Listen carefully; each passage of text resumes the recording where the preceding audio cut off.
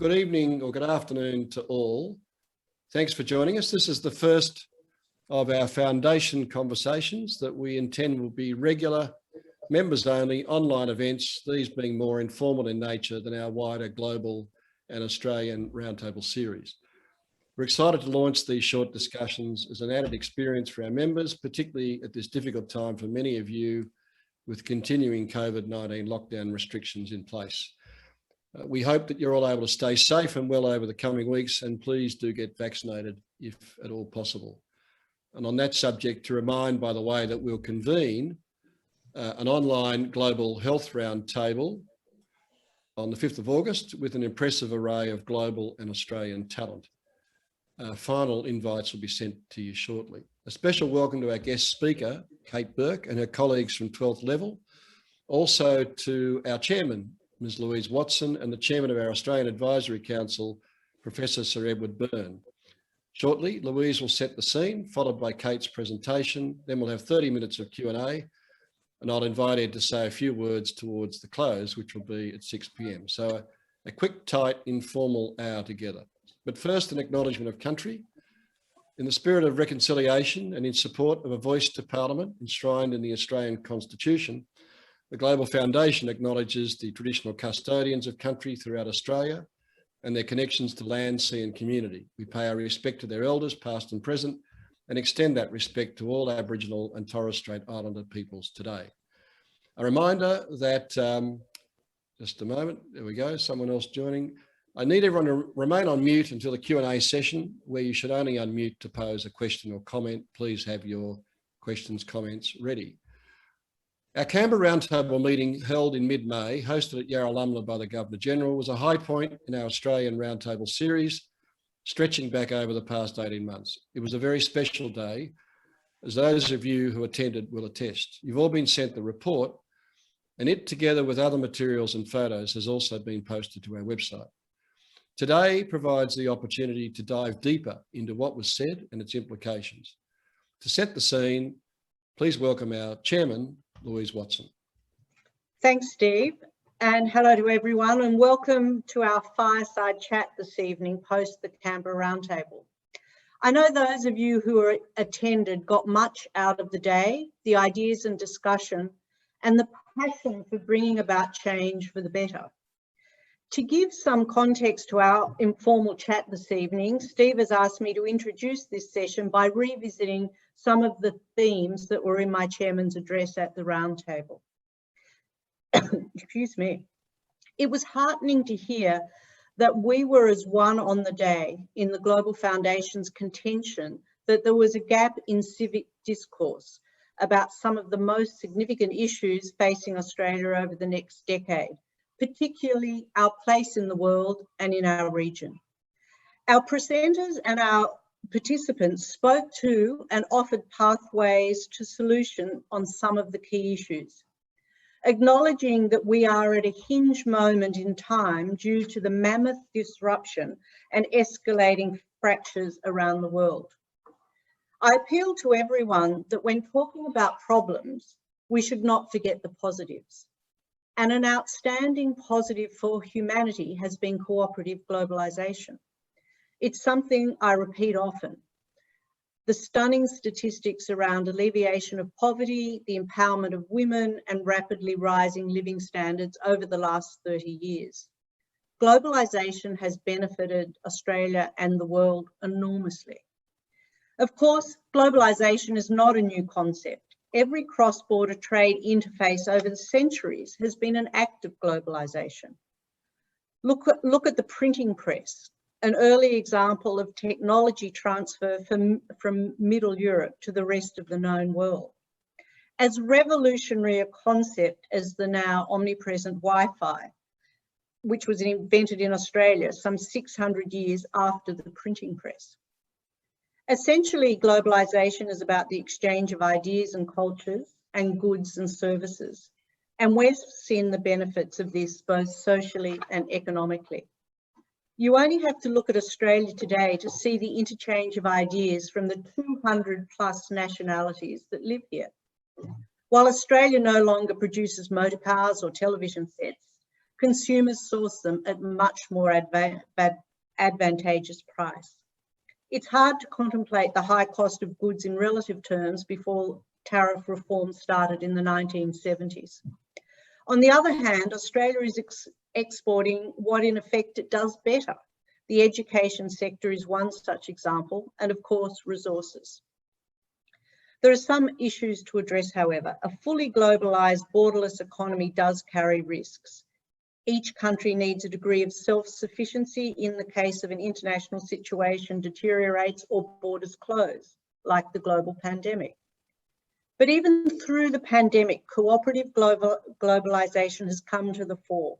Witness the genius of science in developing vaccines at such incredible speed. This has been one of the greatest global humanitarian efforts we've seen in our lifetimes.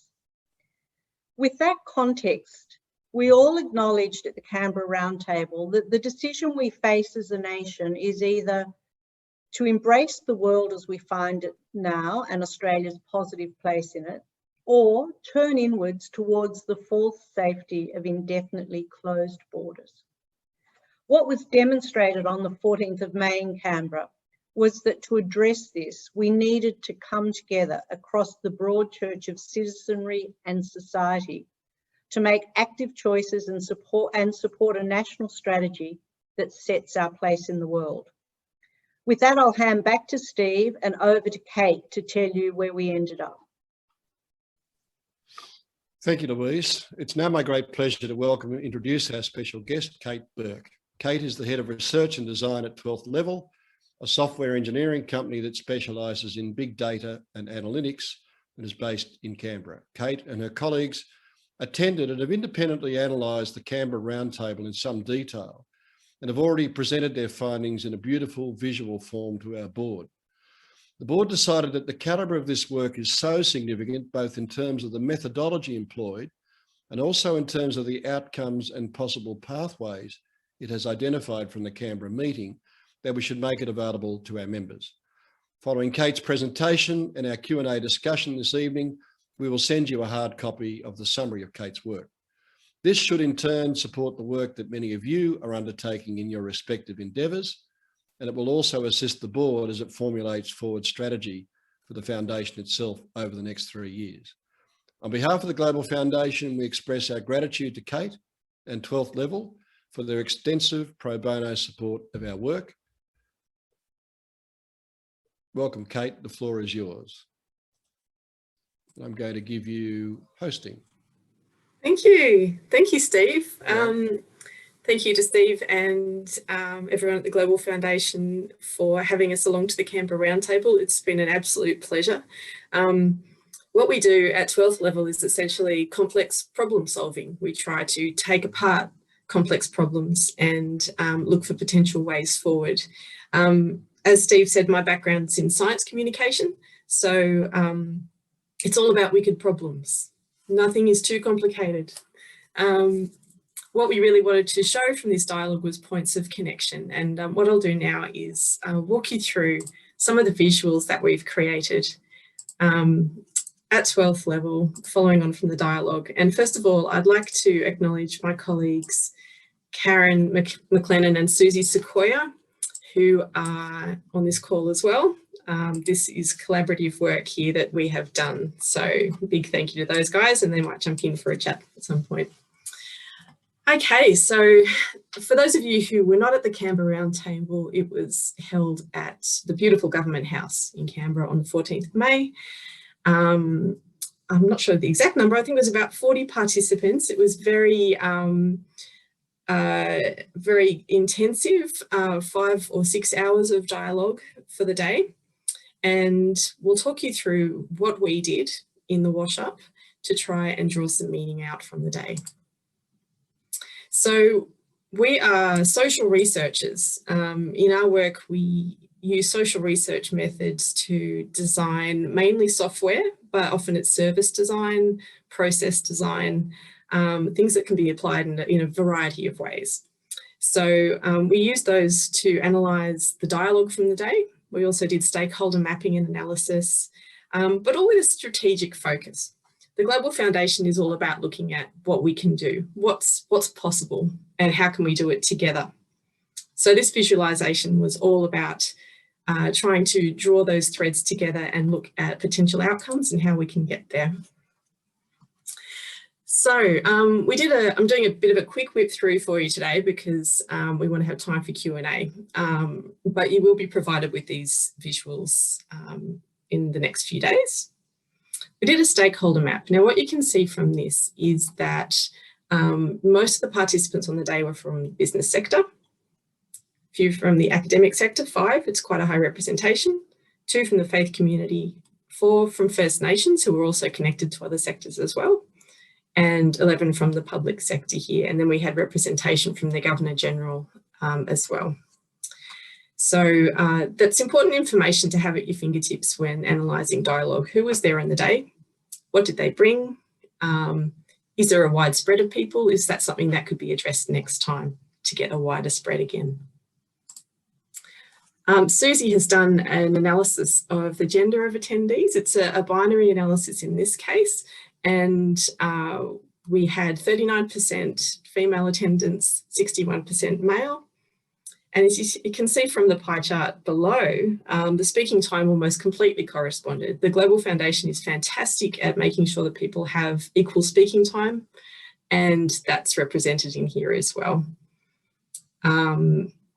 So there was a pretty high level analysis there, but it's something I know the Global Foundation is keen to keep an eye on, try and get that gender balance closer and closer over time. So the focus for the day was on Australia's longer term national strategy in a global context. It's a very big issue.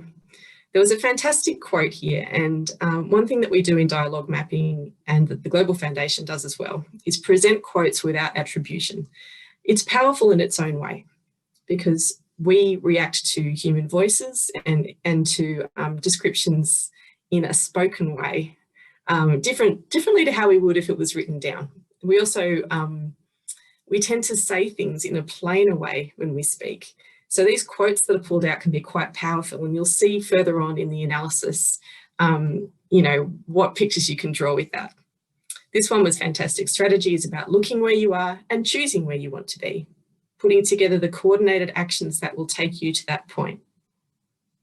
One of the things that came out from this dialogue in particular is looking at where people want to be and how much common ground there is there. That I think is the main focus. You can always build a pathway there if you know where you want to be in the end. We broke down the dialogue into 4 different sections: where we are now, factors and considerations that will contribute to potential strategies and actions that will get us where we want to be. So 4 different steps on the path to getting to that final point. Now, we have created a bit of a portal here for this presentation, which means that we can jump around between a few slides. But you can see at the centre of it, where we are now, factors and considerations after that. The orange circle is strategies and actions, and where we want to be on the outside. Now we'll come back to this in a second. The next slide I'm going to show you, which I will very quickly show you and you will not be able to read it, is a mapping of all the emerging themes against this circle. The importance of this slide is that it's complicated. There's a lot of information. If you're looking at Australia's national strategy, it is not going to be a simple picture. In fact, it is infinitely more complex than what we see here. But all of these are pieces of a puzzle. And what we've done is to take them into these 3 sections. How do we transform to a sustainable economy? Who are we? Where in the world do we belong? And done a slightly closer analysis and looked at those a bit in more detail. So the first part of the day was looking at who are we as Australia. This is an inward, I guess, temperature check. It was a very powerful part of the day. And I think, often as Australians, we struggle to look at who we are and be able to speak about it openly. And I think there was a lot of success on the day at the Canberra Roundtable. So now, please, I remind you again, we'll give you these visuals if you want to look at them in more detail. So I will just quickly show you the major themes here. Overwhelmingly, the main focus for who we are now was around First Nations. First Nations powerlessness, voicelessness, levels of incarceration and recidivism, appropriation of Indigenous culture, the fact that we are multicultural in Australia, but we don't have a unified identity. We don't have great connection to country. Leadership is not addressing key issues such as First Nations, climate change, refugees, and also we're experiencing modern day slavery in Australia. Now, these are of course represented by the voices at the table on the day, but these issues were explored thinking about various factors and considerations. There's all kinds of moving parts that could go into this pink section here, so many. Some of them are articulated here. The part that I'd like to focus on here is, let's skip over to the green part, who we want to be.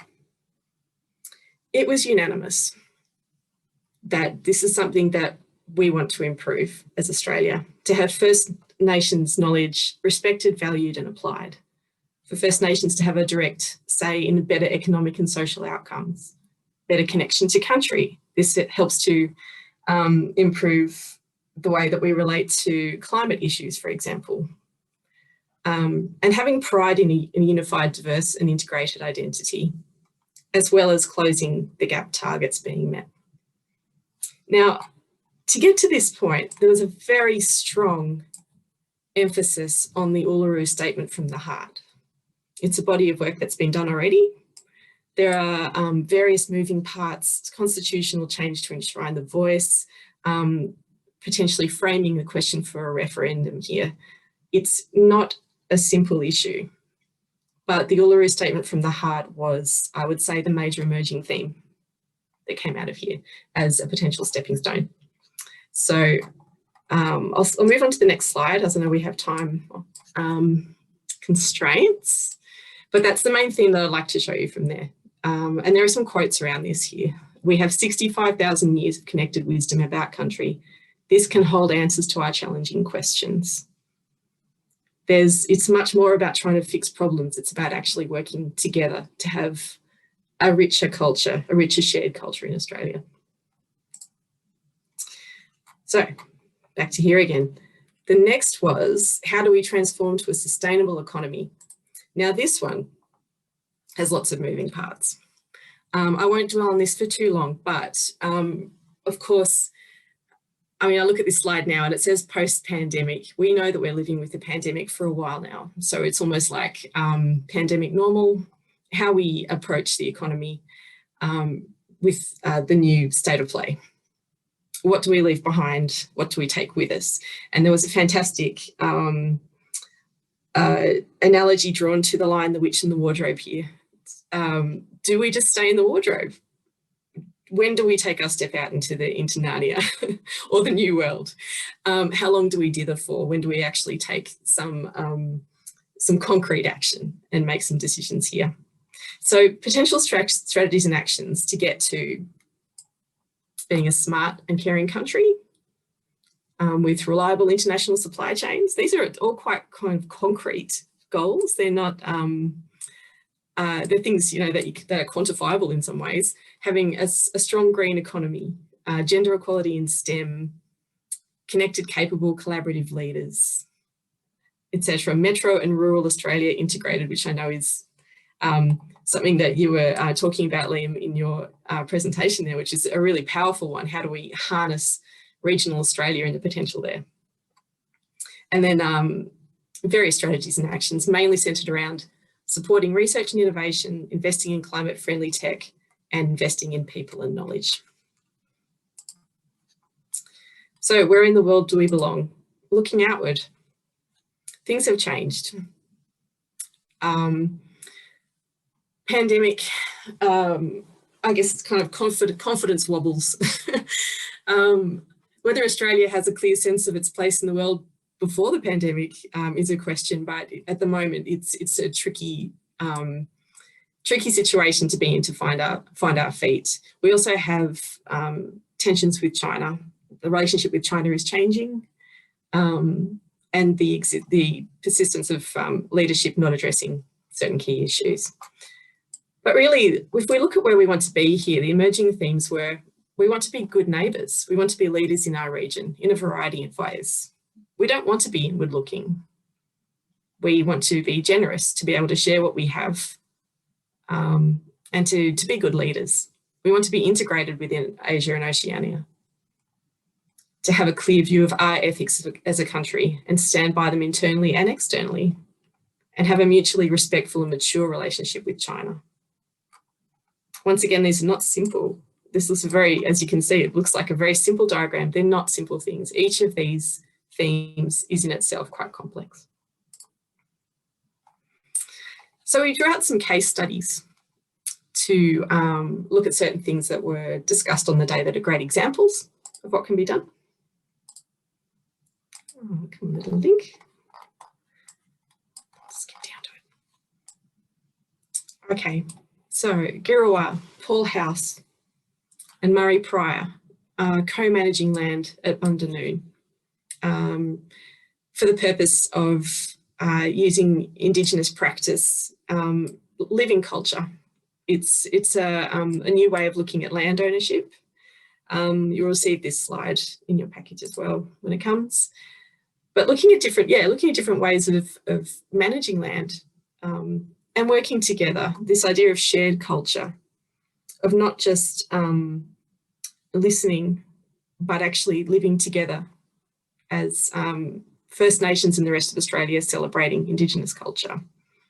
There was a very powerful story that came from that day, and a great example of a practical step taken to try something new and to make an improvement. So around the sustainable economy, finding a way forward post-pandemic. The pandemic is a portal. What do we leave behind? What do we take with us? What do we change? Pandemics happen. And I think, the world's doing an amazing job of handling this one, and largely collectively.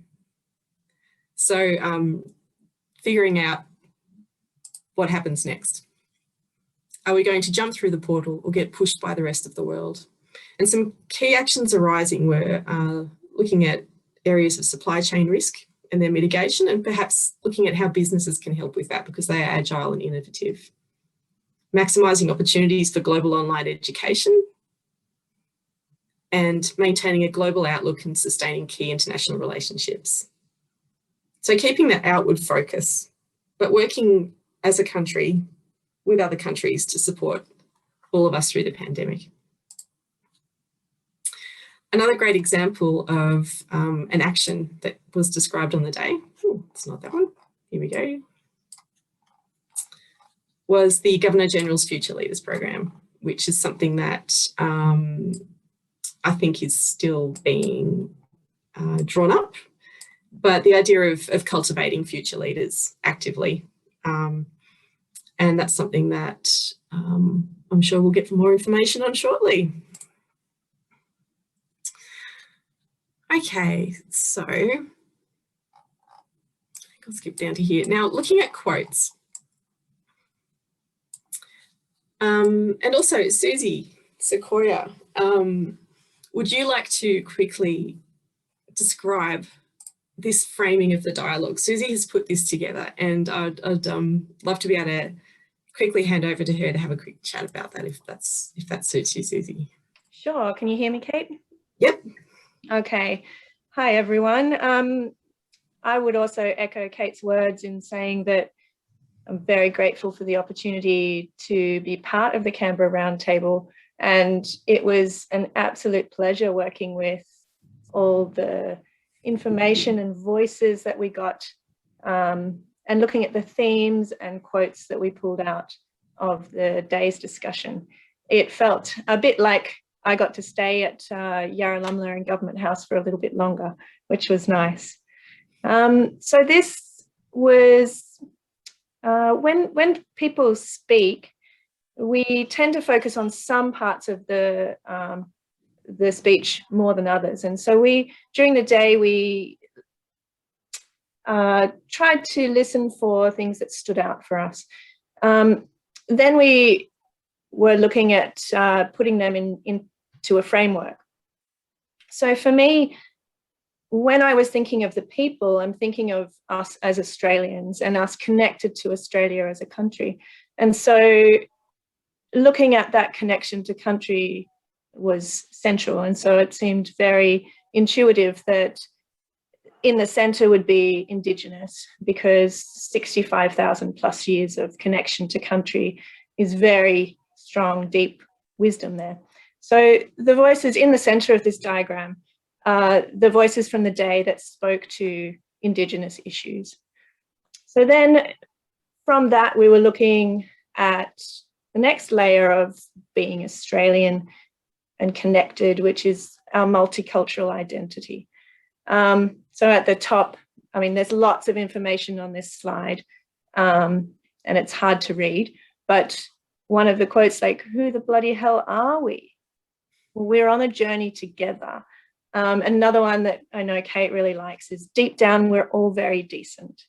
So it was looking at our multicultural identity, and how one thing that really came out from that was that we need to embrace it. We need to find a way to all, as much as connect to country, we all need to embrace and be proud of our multicultural identity as a nation. The next circle was our place in the world, and specifically within our region, and how we connect with that and how we can be leaders. So looking at science and R&D. So quotes like, we are nimble, we can do this. But we need to have a clear intent to tackle wicked problems. So we need a pathway forward. The next circle around was, where are we in the world? How do we connect to the global community? And especially in this time of COVID and the relationships with China. So the last circle sort of speaks to that. But in this diagram of nested circles, it really shows how all those things make us Australian, and they're all as important as each other and hold us together. Yeah. Thank you, Susie. I find this so powerful. And like I would say that this was what was described on the day, that we have an Indigenous heart. It is our analysis, but it was very much the way people were framing Australia. And this is very powerful, and it's a great acknowledgement. And Susie's done some, closer representations of this, a little bit more readable to break it down a bit, so you'll be able to have a look at those as well. It's powerful stuff. I think, when we showed this at the board meeting, we were talking about the fact that people prepare so much for these dialogues. They really do. And being able to see their words collectively is very powerful, but for participants as well. It means that they've been heard, and that their voices are joined together as well. So that's just wonderful. Okay, so we're almost done. I think what I'll show you next is, we're looking at the Global Foundation strategy, and this was, I think, 2019, or the latest draft before the pandemic hit, perhaps. What we noticed was that there are emerging themes coming from dialogues like the Canberra Roundtable that might be able to influence and inform ongoing Global Foundation strategy. So over here, 2019, these are those focus areas that you saw on the previous slide. The dark orange ones were described at the Canberra Roundtable. We acknowledge that the Roundtable is very much a domestic focus. So the ones on the left here just weren't approached on that day, but they still could be very relevant and current, of course. Working with China as it goes global is something that is an evolving theme. What we saw come out of the Roundtable is that we're now managing our changing relationship with China, which is now a global power. So that's one example of how the strategy could evolve. And a lot of emerging themes around realising Australia's potential. given COVID-19 and the effects of climate change, and fostering our outward focus. One thing that we heard on the day, you see the orange, prosperous, transformative, fair and inclusive. These are the Global Foundation pillars, and they very much reflect what was said on the day at Canberra. But if we think about Australia and realising Australia's potential, these three, which I think were said by, or they were said by one participant on the day, which were very powerful: happy, healthy and prosperous. So there's just, it can be helpful to lay a few different frames over and think, well, you know, how can we, where do we want to head? What pillars are going to support the strategy? And what are the next steps? So that is the presentation. So as it came out, these are the visualizations that we've created. There's a lot of information underpinning this, and I would say that the main emerging themes are that it's everyone at the table wanted it to be cooperative. The word "we" was a major focus, trying to deal with Australia's national strategy collectively and together, and working against divisiveness was a very powerful theme, given especially all the complexity of the issues involved.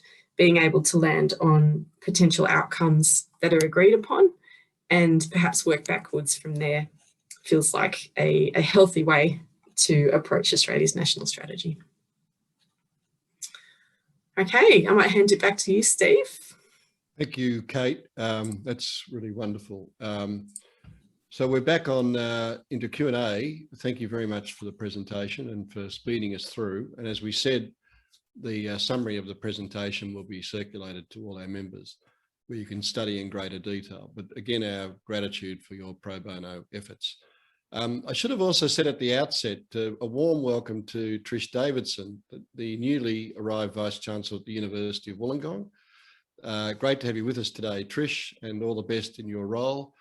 We love the idea. There's something in the water at Wollongong that produces all these globally capable people, and you're one of them who's gone out to the world and come home. So welcome to you. Kate, thank you. Thanks so much. Yeah, thank you for your presentation, Kate. Now it's open for Q&A to Kate and her colleagues for about 25 minutes.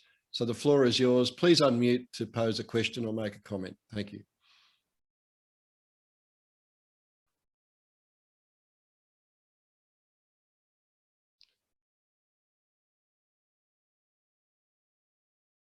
Who's first cab off the rank? I'll ask a question, Steve. I've had the benefit of the presentation to the board as well. And as Kate said, we were very impressed. But if we chunk it down, Kate, from that presentation, what are the actions that we can take as the Global Foundation and with our supporters? What would be doable in the near term? There were a variety of actions that arose from the dialogue that are quite achievable, and I think, you know, within the room there was already some action happening and people starting to think about how they could collaborate. I don't think I can speak with too much authority about the steps to enshrining the First Nations voice or to honouring the Uluru Statement from the Heart, but it feels like there are some concrete actions that can be taken around that. I think for each of those emerging themes, and we know that these some of them are wicked problems, there can be a variety of actions that sit underneath, but I guess what I would say is that for the people who participated on the day, what we can do is draw together lines of connection. So if there were certain people in the room who want the same outcome as you, who might have come at it from a different direction previously, that might be the first action to concentrate on, is looking at potential ways of collaborating on that outcome and rethinking pathways to it. I know that sounds quite high level, but what we do when we design processes is we look at the outcome very much as the main focus, because in our lives, we tend to have a lot of experience that leads us down certain pathways. We have certain skill sets. We operate with certain people, and we might all want the same outcome, but we don't articulate that easily. And we often see the differences more than the common ground. I'd say starting with the common ground, looking at those emerging themes, which you will be provided with in the visuals, and then thinking backwards, going, okay, who in the room with me was thinking along similar lines? Can I go and have a conversation with them? Can I go and start a different conversation with them to ones that we've had previously? And who else could we talk to bring into that circle to make that difference happen? I would say that one action can lead to, you know, a multiplicity of better ways of doing things. It's definitely the first step. Thank you. And I think that's very insightful. Sorry, Steve, but I think that's great, because it goes to the collaboration which underpins the Global Foundation. And now what you've done in a very tangible way is put down on paper those common views. So if we can mobilise through that, mobilise that collaboration, I think it is a way forward. So thank you. Steve, over to you. Yeah, I was just going to extend the very idea of what Kate was talking about. Danny Gilbert's on the call, and Danny and Kate and I had a specific debriefing session this morning. Danny led and put together that Who Are We First Nations session at the Roundtable, and Danny is a serious champion of the First Nations voice.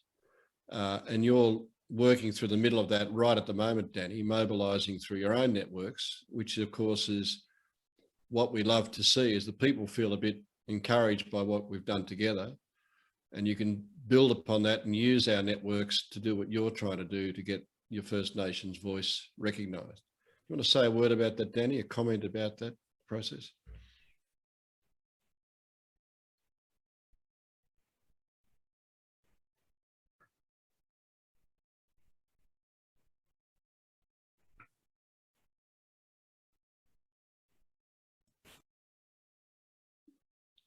You want to speak to us, Danny? We need to unmute you.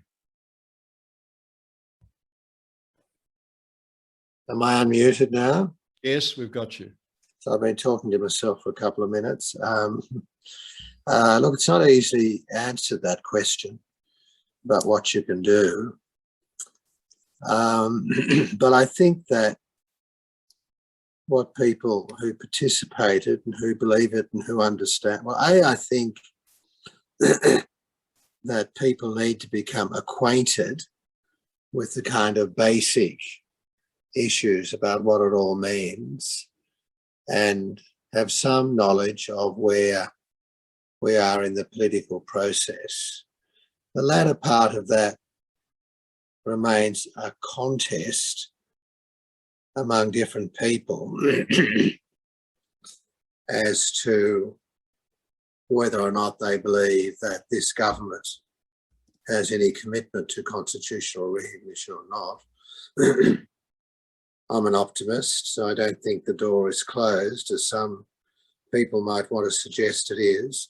But I do think it's understanding all of that a bit, and what's just the basics of what people who are working towards constitutional outcome look like.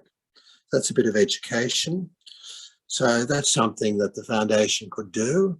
It could pull together those of its members who are interested in being advocates to come at it a more educated position, so that they're able to argue, put the case, and to participate in some of the contest of ideas that surrounds it.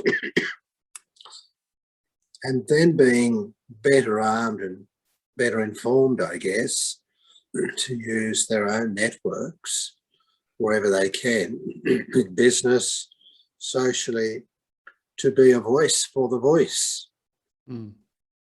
That's a couple of kind of things. I think it's hard for people to do that if they aren't confident in the space or have a level of confidence that they can speak a bit knowledgeably. That's one of the reasons why many people are cautious to do any more than express a private support, but aren't so confident to engage more broadly than that because they don't feel as if they know enough. Thanks, Danny. That's helpful feedback. Leslie Seebeck, you've got your hand up, please. Yes, thank you very much, Steve. Yes, Case, I have a quick question. There's a word there that I must admit I'm a little surprised did not come up in the discussions or you didn't flag, and that's the word democracy. And I say that because if I look at things like health, happy, healthy, prosperous, that's exactly what the CCP will say, for example. So we have to be careful here about exactly what we're trying to pursue and so on, and how we pitch that. And so could you give me some feedback about to the extent to which people were willing to sort of talk about democratic institutions, and particularly as democracy is, I think, under pressure in a range of places around the world. And we're seeing people, whether individuals or groups, being persecuted on the nicest way of that sort of that grey area, grey zone conflict, etc., with the express purpose of putting pressure on democracies. Did any of that sort of come up and emerge into discussion? Interestingly, I don't think it directly did a great deal. I mean, there were a couple of comments made about, frustrations with political processes, I think, but they were quite general. And, maybe some discussion around how we can support institutions in this process. But interestingly, it felt like, perhaps the bipartisan nature of Global Foundation dialogue was very much the focus. It was what can we do in without having to dip into partisan politics. Okay. Not so much avoiding the whole thing actively, but what are the active pathways that can be taken amongst ourselves to make change. Yeah. Well, just picking up what Danny was saying, people not being sure about how they can be involved in processes, to me that represents itself a potential weakening of democracy. So part of it is how we can actually encourage people and give them the confidence and safe spaces to have those voices as well. Yeah, I think that's a really interesting place to look at. That wasn't something that was discussed much on the day, from the perspective of the analysis, but it sounds like it's definitely a very powerful theme at the moment, and potentially something the Global Foundation could look at focusing on in the future. Right, thank you. Further questions or comments from those who were or weren't at the meeting? I'll make a comment, Steve, if I can. It's Paul Wellington. Please, yeah. Yeah, it's obviously the second time I'm sorry.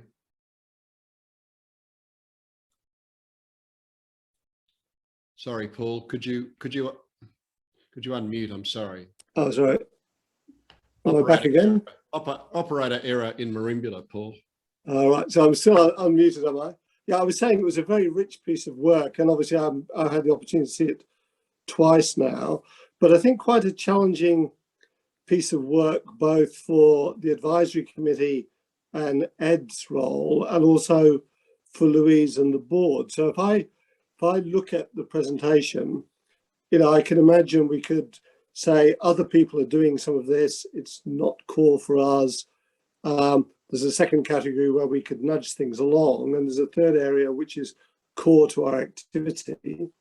And then there's another dimension of what's the proportion of our work which is domestic versus international, and how do we use this Canberra dialogue then to shape what we take into subsequent roundtables, because there's an enormous body of ideas here.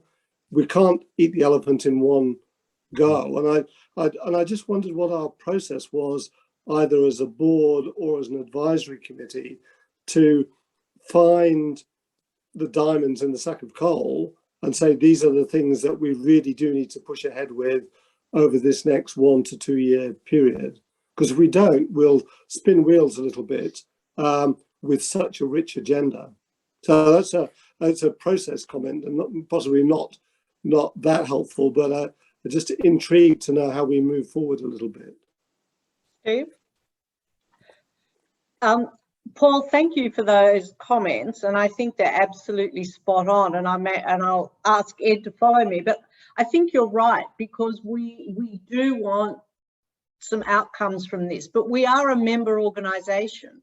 We are representing our members. We have our mission, and so I think that, in my view, this is certainly a very good first step to give the granularity of what we've talked about, and as you said, that broadness of issues, so that we can disseminate it with our membership and get their feedback on it, but also ask for their commitment on it in terms of what they can advocate, what they can mobilise, how we can come together.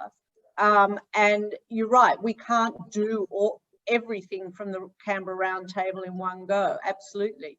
But a few key issues that our members are very supportive of, passionate about, and willing to move forward with the group of members, I think is a good first step. So that's just an initial view. But Ed? No, I can't add to that. I mean, this is clearly a hugely rich fora with some massive agendas consolidating, and it was amazing to me. I couldn't attend for health reasons, but it was amazing to me how much was achieved on the day. So I think a framework can be put together concentrating on the key internal and external issues that might evolve over the next year or so. I mean, in the past, our engagement has been more external, but it's always the external-internal balance. And I totally agree that the internal strengthening of the vision of Australia as a nation that will come from putting First Nations concerns centrally, it will be enormously helpful as we define ourselves. I mean, I was going to say a little bit about this at the end, but I can say it now.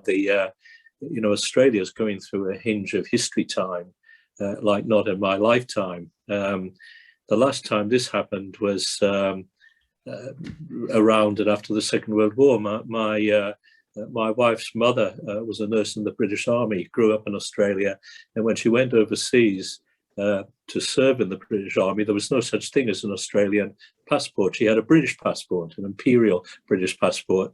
Not everybody knows, but at the end of the Second World War, there wasn't such a thing as an Australian embassy anywhere in the world. There were British embassies that represented Australia.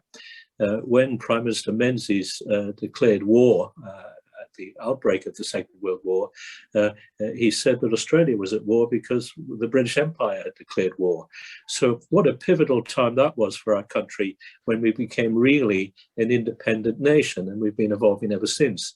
Now, I believe the time we're going through now is equally momentous in terms of the changes that are underway.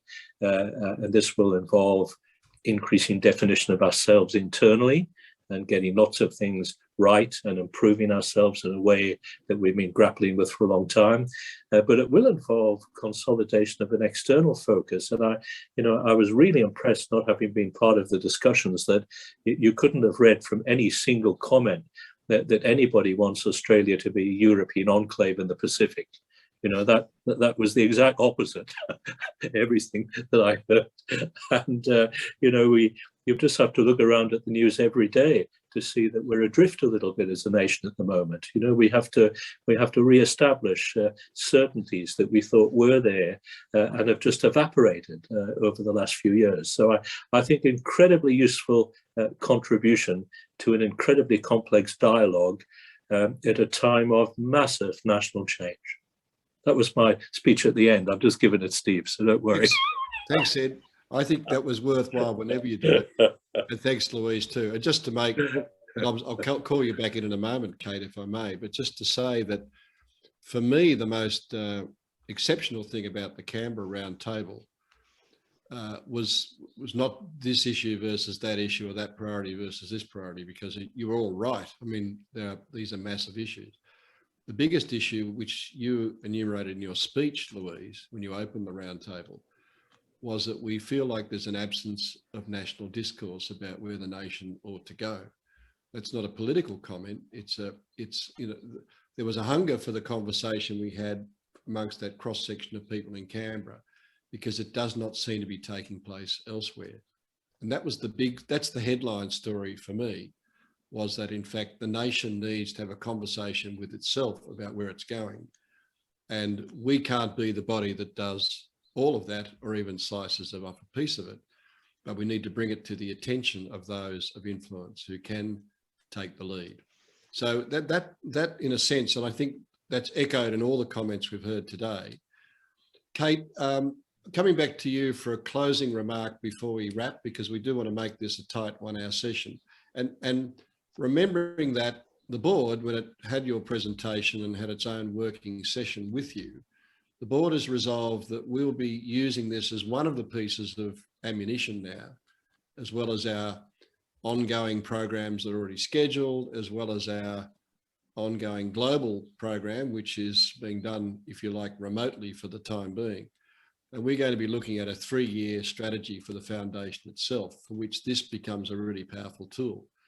But I think the other point is, as Danny was just mentioning in one specific area, the work you've done can actually help to inform those of us who are linked to the foundation, who are ourselves trying to do things, to mobilise. And you can draw upon this as a resource in the work that you're doing going forward. That's the exceptional value. And it's, Danny, you're a great case study, because you've got a heck of a challenge there to bring about what you're hoping to do, but we'll walk with you. You'll take the lead, we'll walk with you, others will lead in different areas. Kate, would you like to give us some closing observations before we wrap? Sure, and thank you everyone for attending today. I think the power of analysis, well, first of all, gathering information and then analysing it. And I have to say, like, even though our analysis looks quite complicated, it's not an incredibly deep one. It is, I would say, you know, you look at everything that was said on the day, pick out emerging themes, link them together. This, I think, can be a very powerful tool, because often if we have a dialogue, a lot of what was said on the day is in nuance. A lot of it is in points of connection, little kind of points of consensus. Being able to visualize that can be a powerful tool. And I would just recommend that, you know, the Global Foundation ongoing just utilize that power, you know, keep drawing those points of connection, find innovative ways to put that information forward, because we tend to take in information in a whole variety of ways. For us, it was an incredibly powerful experience to be a part of this. As I said, we do complex problem solving. We look at very complex systems, we learn them, we take them apart, and we look at different ways of putting them back together again. And to do this in this setting was an incredibly rich learning experience for myself and my team. So I'd like to thank you for having us along on the day. It's something that's made a big difference to our work. I think, well, I guess like what I'm saying is that data is powerful. You can have a summary of what was said on a day. If you have the data to back it up, you can do all kinds of things with it. And, you know, if the Global Foundation going forward keeps collecting data, whether it's in transcripts, any way that works, it's a very rich source of information that will continue to back up the work that you do. So that's, I guess, my only little kind of piece of advice going forward in that way. But yeah, just a big thank you to everyone for having us. It's an incredibly powerful piece of work to have been a part of, and very much supportive of the work that the Global Foundation does. Thank you, Kate, and your colleagues. I mean, it was an exceptional pro bono effort, far and above the call of duty. We're really grateful, because we've not had, I guess it's one of the first times we've been able to avail of such skill to back up our work, and it does make a big difference. Ed, I'm going to ask you to have another go at a closing word. I think the segue is that you've taken on the leadership of the Advisory Council with your return to Australia. and it was a fantastic advisory meeting at dinner the night before the Canberra meeting. And half of the people in the room at Government House the next day were from the Advisory Council. In other words, it was largely, if you like, your team. And you've indicated to me and Louise and us that you're really enthusiastic. Apart from the formal Advisory Council discussions, we can do a lot more informally talking about strategy and actions going as we go along. So firstly, thank you, but also invite you to have the penultimate word. Well, mainly, Steve and Louise, just to add my thanks to Kate Burke and her team for a superb piece of analysis of a very rich event.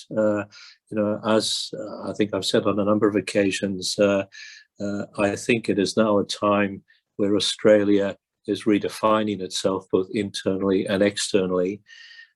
Clearly, this needs broad input from people who have the capacity to make a contribution, which is many of us. It can't just be left to political leadership, important though they are. A great American anthropologist said, don't ask if a group of committed citizens can change the world, nothing else can. And I think that's what the Global Foundation is. I think it is more important now than at any time in its history.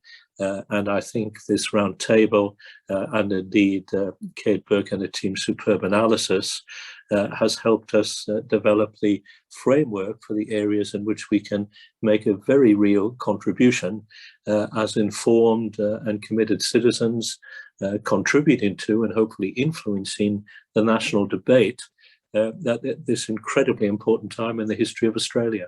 So thank you all, and thanks to the Global Foundation team for putting this event together. Thanks, Ed. And just to wrap as we go, thanks again, Kate. Thanks for all for joining. We will send everyone a copy of Kate's presentation for your use. Do be in touch. I mean, some of you, Rob Hadler and Richard Fechner, have put up some comments on the chat, which you can access, but we'll pick those up in, as well as the notes from what's been discussed this evening. As we sign off, to remind you that you should have all received your members update yesterday, which elaborates the programs we've planned through to the end of the year.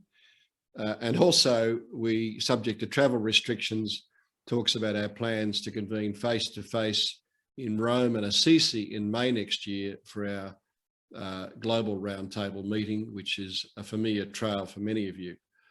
I do hope that everybody stays safe and well and that lockdowns are not too far into the future. We look forward to seeing you all again at the next of these more informal family-style foundation conversations. Thank you very much and good night. Thanks, Steve. Thanks, Kate. Thanks, Steve. Thanks very much. Good night, everyone. Thanks for your attendance. Bye.